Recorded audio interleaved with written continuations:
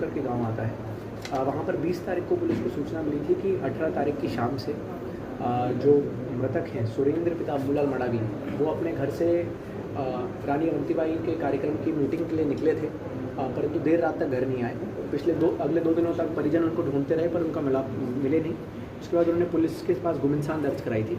उसी जिस दिन गुमनाम दर्ज हुई उसके अगले दिन जब हमने देखा तो वहाँ जो गांव के बाहर तालाब था उसमें उनका शव तैरते हुए मिला था। प्रथम दृष्टि लोगों का और जिस तरह का घटना सजा देख के ऐसा लग रहा था कि शायद ड्राउनिंग की घटना हो सकती है।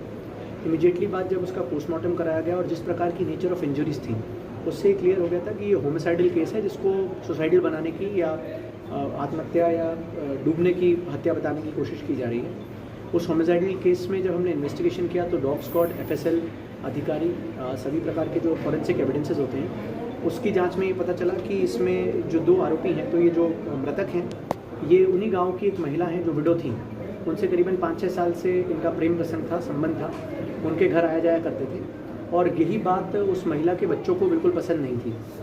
तो इसमें जो 2 आरोपी हैं तो उसमें एक सोनू मडावी हैं, उम्र 19 वर्ष, जो उस महिला का लड़का है, और मिथुन सैयाम, ये उनके रिश्ते में भी लगते हैं और उसके दोस्त भी है।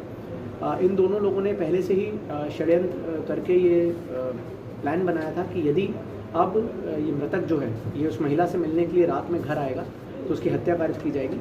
इसी के चलते जब ये तालाब के किनारे से पीछे पीछे घर आ रहा था तो इन्होंने जो खेत वाला हिस्सा है वहाँ पर उसकी हत्या कारित की, कुल्हाड़ी से उसके ऊपर प्राणघातक हमले किए। जब उसकी मृत्यु हो गई तब उसकी लाश को छुपाने के लिए वहाँ से खून साफ करने के बाद, मिट्टी में खून मिलाने के बाद बॉडी को तालाब में लेके गए और तालाब में जाके फेंक दिया। और जो कुल्हाड़ी और अन्य चीज़ जो हथियार इन्होंने यूज़ किए थे उनको इन्होंने तालाब में फेंक दिया।